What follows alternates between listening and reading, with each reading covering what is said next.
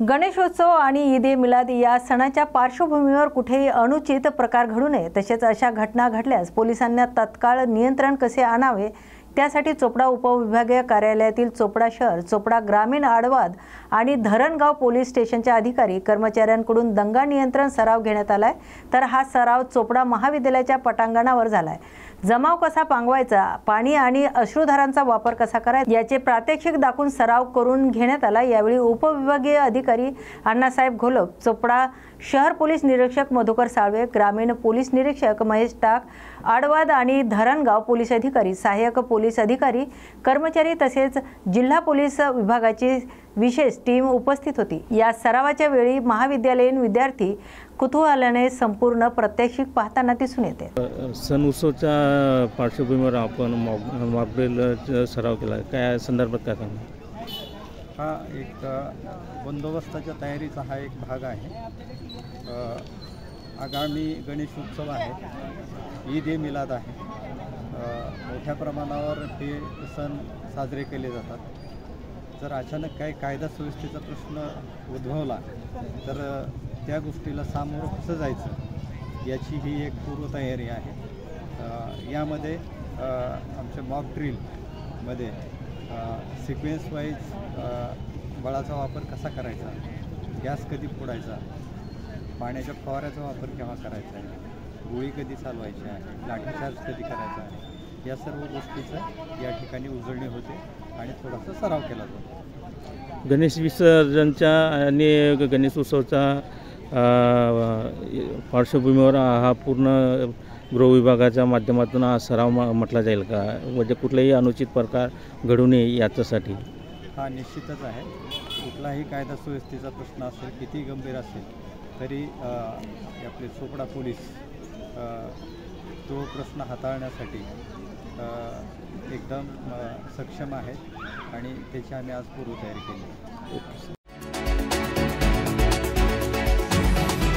सोलापूर शिवसेना शिंदे गटाचे नेते शिवाजी सावंत यांनी भारतीय जनता पक्षात प्रवेश करण्याचा निर्णय पक्का केला आहे। त्यामुळे शिवसेना शिंदे पक्षाला सोलापुरात मोठं खिंडार पडणार आहे। शिवाजी सावंत यांच्या रूपाने भाजपने शिंदे सेनेचा एक मोठा नेता गळाला लावला। त्यामुळे आगामी स्थानिक स्वराज्य निवडणुकीच्या पार्श्वभूमीवर शिंदे सेनेला मोठा धक्का बसलाय।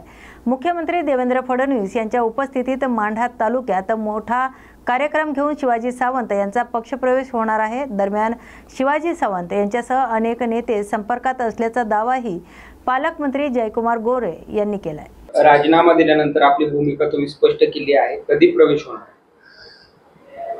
शिवसेनेचा संपर्क प्रमुख पदाचा राजीनामा दिल्यानंतर आम्ही 15 दिवस थांबलो होतो आणि सर्व कार्यकर्त्यांना त्यांच्याशी विचारविनिमय करून सगळ्यांना विश्वासात घेऊन ज्यांनी माझ्याबरोबर सर्वांनी राजीनामे दिलेत माझ्यावरती विश्वास ठेवून आम्ही सगळेजण 15 दिवस थांबून विचारविनिमय केला आणि कार्यकर्त्यांचं ज्या ठिकाणी चांगलं होईल, भलं होईल, त्यांचं हित होईल, त्यांच्या भागातील वार्डाचे असतील, तालुका पंचायतचे असतील, गावाच्या ह्याच्यात कामा लेवलचे असतील, जिल्हा परिषदमधली काही कामं असतील, अशी कामं होणार असतील तर आपल्याला सत्ताधारी पक्षामध्ये गेल्याशिवाय गत्यंतर नाही असं सर्वांचं मत आलं।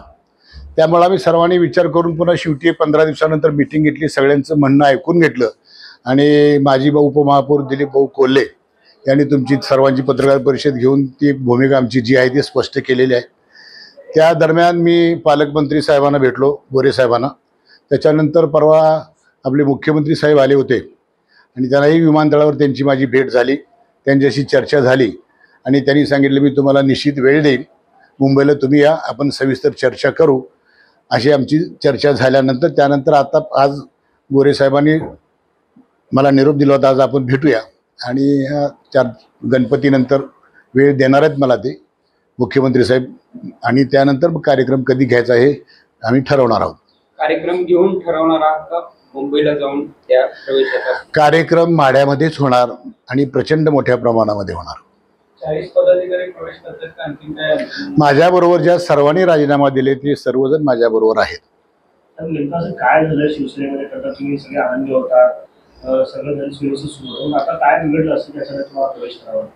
मी तुम्हा सर्व पत्रकारांना एक विनंती करतो, तुम्ही सर्वांनी वाचलेलं आहे, शिवसेनेमध्ये संपर्क प्रमुख पद हे असं असतं की जे जिल्ह्यातले जे इतर पदाधिकारी नेमायचे असतील तर ते नेमत असताना संपर्क प्रमुखाला विश्वासात घेऊन त्यांना विचारून या कार्यकर्त्याच्या मागे किती माणसं आहेत, याला हे पद दिले तर हे त्याच्यावरती चांगल्या पद्धतीने काम करू शकतात का, याची निदान माहिती तरी घेतली जाते. पण मला माझ्या परस्पर ज्या पदाधिकाऱ्यांच्या नेमणुका झाल्या मी मानू शकतो, ठीक आहे, ते माझ्यापेक्षा चांगले काम करत असतील, परंतु माझ्या तालुक्यातला तालुका प्रमुख आणि शहर प्रमुख मला न विचारता जर ते नेमत असतील, याचा अर्थ आपण त्या पदावरती चिकटून राहणं हे माझ्या स्वभावात बसणारं नव्हतं. कारण आम्ही स्वाभिमानी माणसं आहे. कोणाच्या पुढं करणं आणि पदासाठी सारखं हेलपाटं मारणं आणि त्यांच्या चेहऱ्यासमोर राहणं असं नाही. मी सर्वसामान्य कार्यकर्त्यात राहणारा माणूस आहे, सर्वसामान्य लोकात सगळ्यात मिसळणारा माणूस आहे. त्यामुळे मला जास्तीत जास्त काळ मला मुंबईला जाता येत नाही. मी मुंबईला जात नसतो, मिटिंग असेल तर मी जातो. इतर वेळी मी कुठेही मुंबईला जात नसतो. माझे कुठलेही 2 नंबरचे धंदे नाहीत किंवा काही नाही. माझं कुठल्या ठेक्याचं कॉन्ट्रॅक्ट नाही, काही नाही. एक साधा सरळ माणूस आणि 30-32 वर्षे शिवसेनेमध्ये काम केलेला एक सर्वसामान्य कार्यकर्ता, ज्यांना बाळासाहेबांचा आशीर्वाद मिळाला, दिघे साहेबांच्या सहवासात काम करायला मिळालं, शिंदे साहेबांच्या बरोबर काम करायला मिळालं. कारण शिंदे साहेब, मी, संजय राठोड साहेब आणि अनिल खोचरे आम्हा चौघांना एकाच दिवशी जिल्हा प्रमुख पदाचं पत्र आम्हाला दिलं होतं. नेमणुका झाल्या होत्या. त्यामुळं मी शिवसेनेत इतकी वर्ष काम करत होतो. शिवसेनेतली जी शिस्त आहे, जी पद्धत आहे, ती सगळी आम्हाला माहिती होती आणि ती हल्ली थोडीशी विस्कळीत झालेली आहे. आणि कार्यकर्त्यांचं कोंडाळं त्याच्यामध्ये नेते मंडळी अडकलेली आहेत आणि त्यांना खालती लक्ष द्यायला म्हणजे त्यांचं काय काम आहे मला माहीत नाही. परंतु माझ्या बाबतीत असं घडल्यानंतर मी हा निर्णय घेतला की आपण राजीनामा देऊन या पदापासून दूर राहावं. असा निर्णय घेऊन मी राजीनामा दिला. तानाजी सावंत यांचा जिल्हा आणि कर्मभूमी ही धाराशिव आहे आणि माझी कर्मभूमी ही सोलापूर जिल्हा आहे. त्यामुळं माझ्या इकडं मी काय करावं हे ठरवण्याचा निर्णय माझा, अधिकार तो माझा आहे. त्यामुळे त्यांचा याच्याशी काहीही संबंध नाही. तुम्ही राजीनामा दिल्यानंतर ते आता ऍक्टिव्ह दिसतात शिवसेनेत. आता ते आमदार आहेत शिवसेनेचे, त्यामुळे ते ऍक्टिव्ह राहणार. कारण त्यांना पुढची निवडणूक लढवायची असेल. तर तुम्ही असं बोलताना सत्ताधारी पक्ष जायचं म्हणजे असं ठरवलं. राष्ट्रवादी अजित पवार गटाकडून तुम्हाला बोलवून आलं, संजय शिंदे. हो, ते काय माझ्या एकट्याच्या मनावर नाही. जे सगळे कार्यकर्ते सांगतील त्याच्यावरती हा निर्णय असतो. त्यांच्याकडनं बोलवून आलं होतं राष्ट्रवादी? नाही, त्यांच्याकडनं माझ्या मुलाकडेच निरोप आला होता संजय मामाच्या तर्फे. म्हणजे ठीक आहे, विचार करूया, सगळ्यांच्या समोर हा विषय मांडूया. आम्ही सगळ्यांच्या समोर तो विषय मांडला. सर्वांची चॉईस अशी होती की आपण भाजपमध्ये जावं. तो निर्णय झाला.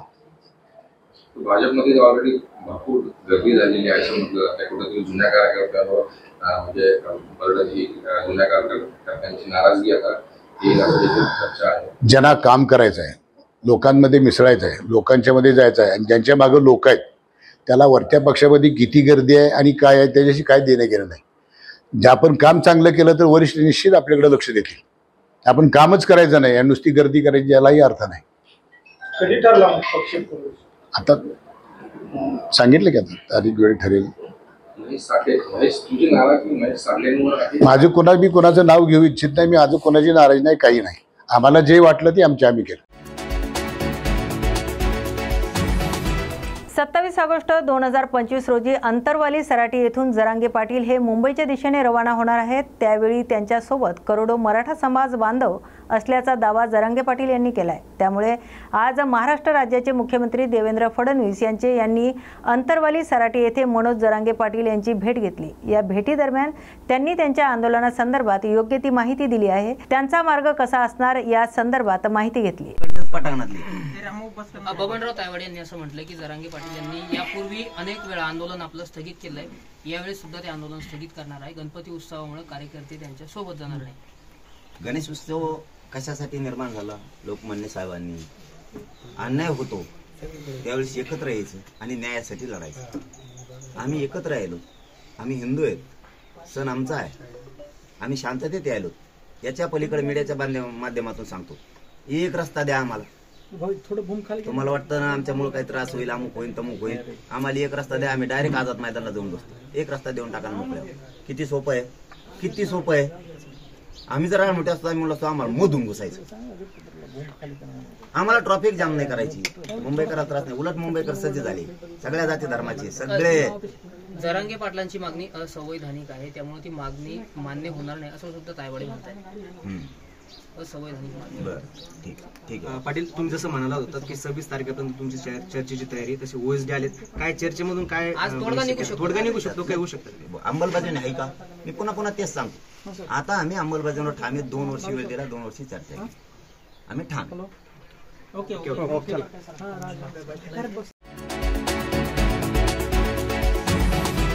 नांदेड ते मुंबईसाठी नव्याने सुरू करण्यात आलेल्या वंदे भारत ट्रेनचा शुभारंभ नांदेडमध्ये करण्यात आलाय. तर खासदार अशोक चव्हाण, खासदार अजित गोपछडे यांच्या हस्ते हिरवा झेंडा दाखवून या ट्रेनचा शुभारंभ करण्यात आलाय. बीड, लातूर, धाराशिव येथे 3 जिल्ह्याला पाणी पुरवठा करणारे मांजरा धरण 100% क्षमतेने भरले आहे. तर याच धरणातील पाण्याचे जलपूजन बीड जिल्ह्याचे खासदार बजरंग सोनवणे यांनी केले. या जलपूजन कार्यक्रमाचे आयोजन मांजरा धरण परिसरात करण्यात आले. दरम्यान यावेळी मोठ्या प्रमाणात कार्यकर्ते आणि ग्रामस्थ देखील उपस्थित होते. तुम्ही एवढे कार्यकर्ते प्रमुख उपस्थित आहात, सर्वजण नेतेगणी आहे. त्याच्यात या सर्व गोष्टीतून निसर्गाने आपलं धरण भरलंय. पाण्याचा उपयोग चांगल्या पद्धतीने तुम्ही करून घ्या. पुढच्या काळामध्ये आपल्याला आणखी अपेक्षा करू आपण की जो पाऊस येणार आहे त्याचं पाणी आता आपल्याला या धरणासाठी नाही लागणार, या धरणातलं पाणी खालीच जाणार. पण पाऊस पडून आणखी की जी वॉटर लेवल वाढण्यासाठी त्याचा फायदा होईल. आणखी बघा, गणपतीचे दिवस आहे, दसऱ्याचे दिवस आहे, जसं जुन्या लोकात म्हणते तसं आता अंधश्रद्धा म्हणते मला कुणी, पण त्या काळामध्ये पाऊस पडतो. म्हणजे आपला रिटर्न मान्सून तरी 100% आपल्याला येणं बाकी आहे. रिटर्न मान्सून येईल त्यावेळेस आपल्या इकडे नक्की पाऊस चांगला पडत. म्हणजे आणखी वॉटर लेवल वाढलेलं नाही, विहिरीला जेवढं पाणी तेवढं पाणी आलं नाही. ह्या धरणाचा उपयोग रोडपासून अलीकडल्या बऱ्याच भागाला होतो, अंबाजोगाईपर्यंत. पण पलीकडल्या रोडपासून पलीकडल्या भागाला आता सध्या तरी होत नाही. त्याच्यामुळे तिकडे सुद्धा वॉटर लेवल वाढली पाहिजे. इकडे धाराशिव जिल्ह्याला बऱ्यापैकी पाणी झालेले. धाराशिवला पावसाचं प्रमाण थोडं जास्त आहे कळंब तालुक्यात तरी हे ठीक आहे. बाकीचा विषय ज्या झाला. बुलढाण्याचे पालकमंत्रीपदी सध्या साताऱ्याचे मकरंद पाटील आहेत. त्यातच आता सहपालकमंत्री म्हणून संजय सावकारे यांची नियुक्ती करण्यात आली. यावरून शेतकरी नेते रविकांत तुपकर यांनी टीका केली आहे. सहपालकमंत्री पद हे संवैधानिक नसून केवळ आपल्या पक्षातील नेत्यांची पॉलिटिकल ॲडजस्टमेंट आहे. असं एक नाही, 10 पालकमंत्री जरी दिले तरी कुठलाही फरक पडणार नाही. जिल्ह्यात स्थानिक पालकमंत्री दिल्यास फरक पडू शकतो, असंही तुपकर यांनी म्हटलंय. राज्यात ओला दुष्काळजन्य परिस्थिती निर्माण झाल्याने मोठं नुकसान झाले. असं असताना मंत्रिमंडळ शेतकऱ्याच्या बांधावर जाणं अपेक्षित होतं, मात्र तसं होताना दिसत नाही, असं देखील ते म्हणाले. सहपालकमंत्रीपद हे काही घटनेत बसणारं पद नाहीये, परंतु आपल्या पक्षातल्या एखाद्या नेत्याची पॉलिटिकल ऍडजस्टमेंट करायची, त्याला खुश करायचं म्हणून तशा पद्धतीचे पदवाटप केल्या जातात. आता बाहेरच्या जिल्ह्यातले पालकमंत्री येऊन बुलढाणा जिल्ह्यामध्ये किती लक्ष घालतील हाही खरा प्रश्न आहे.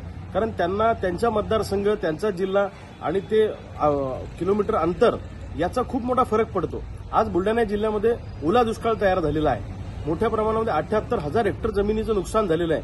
शेती पिकं वाहून गेली, जमिनी खरडून गेल्या, विहिरी वाहून गेल्या, स्प्रिंकलर पाईपलाईनचे सेट वाहून गेले, जनावरांचं नुकसान झालं. शेतकरी सगळ्या बाजूनं कोलमडलेला आहे. अशा परिस्थितीमध्ये सगळं मंत्रिमंडळ शेताच्या बांधावर पाहिजे होतं, पण दुर्दैवानं तसं झालं नाही. आणि आज शेतकऱ्यांमध्ये एकटेपणाची भावना तयार झालेली आहे.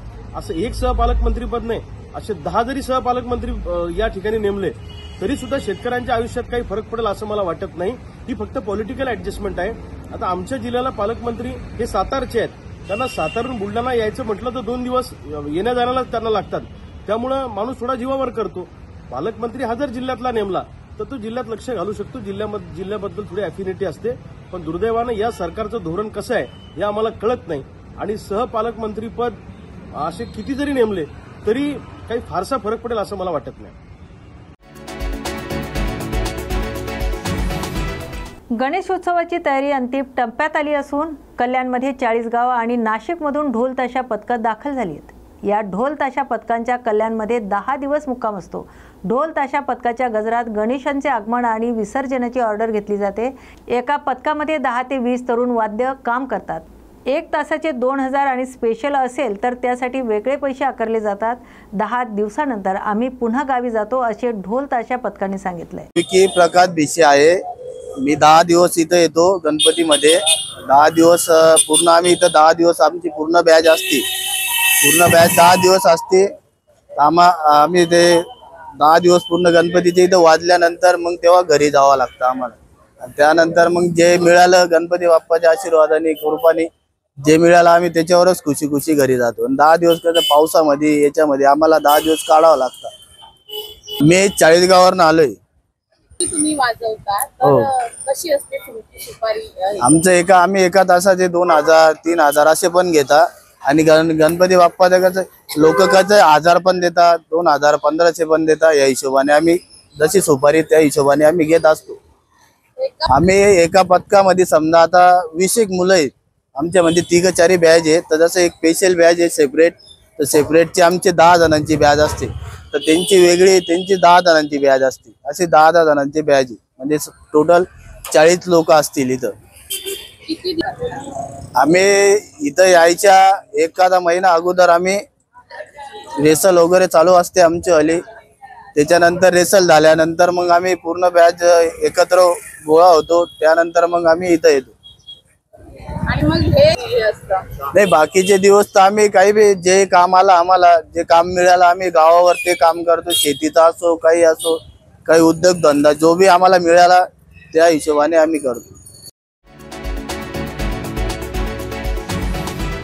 निफाडच्या बंद पडलेल्या निफाड साखर कारखान्याची विक्री विरोधात शेतकरी आणि कामगारांनी एकत्र येत माजी आमदार अनिल कदम यांच्या नेतृत्वाखाली निफाड तहसील कार्यालयावर मोर्चा काढला. अनेक वर्षापासून कारखाना बंद असल्याने ऊस उत्पादक शेतकरी, कामगार आणि सभासद यांचं मोठं नुकसान होत आहे. तर कारखाना विक्रीस काढण्याचा प्रस्ताव पुढे आला असल्याने शेतकरी, कामगार आक्रोशित झाले आहेत. मोर्चात सहभागी झालेल्या शेतकऱ्यांनी कारखाना विक्री नको, कारखाना पुन्हा सुरू करा, कामगार शेतकऱ्यांना हक्क द्या असं जोरदार घोषणा दिल्या. या मोर्चा संदर्भात शिवसेनेचे पक्षप्रमुख आदरणीय उद्धवजी यांच्या मार्गदर्शनाने आमचे फायर ब्रँड नेते आदरणीय राज्यसभेचे खासदार संजय राऊत साहेबांनी आम्ही निवेदन दिल्यानंतर निफाड कारखान्याचं वास्तव्य, भंगार चोरी आणि ॲडमिनिस्ट्रेटरच्या मार्फत हा विक्रीस होणारा कारखाना या संदर्भात ते निवेदन समक्ष भेटून मागच्या आठवड्यात दिलं. त्याप्रमाणे काल त्यांनी पत्रकार परिषदेमध्ये स्पष्ट उल्लेख केला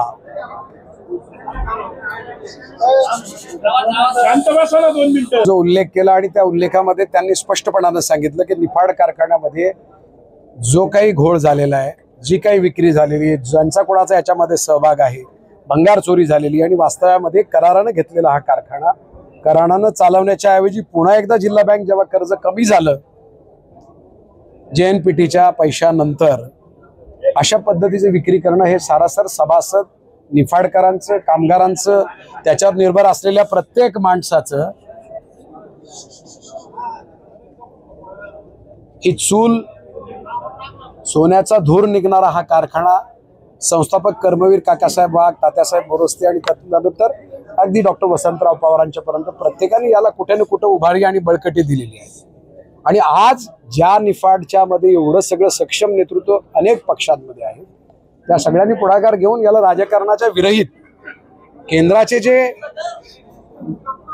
गृहमंत्री आहे आणि जे सहकार मंत्री आहेत आदरणीय अमितजी शाह साहेब, जे 2 नंबरचे भारतातले आज नेते आहेत, त्यांचे आणि माननीय राऊत साहेबांचे स्नेहाचे संबंध आहे. आणि या संबंधाच्या अनुषंगी त्यांनी स्पष्ट सांगितलं की त्या खात्याचे मी कन्स्ट्रक्टिव्ह कमिटीचा मी मेंबर आहे, ज्याचे ते प्रमुख आहेत. वेळोवेळी आमच्या भेटी होत असतात. मी त्यांच्या कानावर ही गोष्ट घातली, पत्रव्यवहार पण केलाय. आणि इथे जो चाललेला चुकीचा प्रयोग आणि जी काही भ्रष्टाचार आणि विक्री ही त्वरित थांबवण्याच्या संदर्भात त्यांनी घेतलेला निर्णय हा आज त्याचं स्वरूप म्हणून आम्ही इथे एक मोर्चा काढलाय आणि या मोर्चाच्या रूपाने लोकांनी त्याला पाठिंबा दर्शवलाय. आणि त्या अनुषंगी याच्यानंतरची पुढची स्टेप FIR दाखल करण्यापासून 6 सप्टेंबरला दिल्लीमध्ये माननीय अमित शाह साहेबांना भेटून या संदर्भामध्ये प्रत्यक्ष गोष्टी कानावर घालून या संदर्भात हाच कारखाना चालूच करावा अशा प्रकारची गळ माननीय संजय राऊत साहेब त्यांना घालणार आहे. आणि म्हणून त्यासाठी आम्ही प्रतिकात्मक आज या ठिकाणी मोर्चा काढून सभासदांच्या भावना मोर्चाच्या रूपाने या ठिकाणी आपल्या समोर मांडल्या. पुढच्या आंदोलनाची दिशा मागास मी जाहीर केली की बाबा अपेक्षित आहेत की ज्या काही भंगार चोरी झालेल्या आहेत, कारखान्याचं VSI ने जे इन्व्हेस्टिगेशन व्हॅल्युएशन करणार आहे ते त्यांनी जरूर करावं. त्याच्यामध्ये नेमकं या कारखान्याच्या बाबत काय झालंय, भंगार किती चोरी केलेले याचं इन्व्हेस्टिगेशन करावं. आणि आता आवश्यकता असली तरच या सगळ्या गोष्टीमध्ये पुढाकार करावा, नाहीतर हे सगळ्यांवरती FIR दाखल करावी आणि सनदशीर मार्गाने कायद्याच्या अनुषंगी घटनेला अनुसरून जे म्हणून या कारखान्याची विक्री थांबवण्यासाठी करावं लागेल. त्यासाठी मी एक नाममात्र सभासद म्हणून सर्वांनी या सगळ्या याच्यामध्ये या यात्रेमध्ये सहभागी व्हावं किंवा ह्या प्रक्रियेमध्ये सहभागी व्हावं अशा प्रकारची विनंती सगळ्यांना या निमित्तानं करतोय. नांदेडच्या नायगाव येथे स्वर्गीय वसंतराव चव्हाण यांच्या पूर्णकृती पुतळा अनावरण सोहळा पार पडलाय. तर पुतळा अनावरण कार्यक्रमासाठी खासदार छत्रपती शाहू महाराज काँग्रेसचे प्रदेश अध्यक्ष हर्षवर्धन सपकाळ, खासदार अशोक चव्हाण यांच्यासह अनेक मान्यवर उपस्थित होते. अशाच नव्या आणि ताज्या बातम्या पाहण्यासाठी पाहत राहा न्यूज मराठी 24/7. नवा भारत, नवा विचार.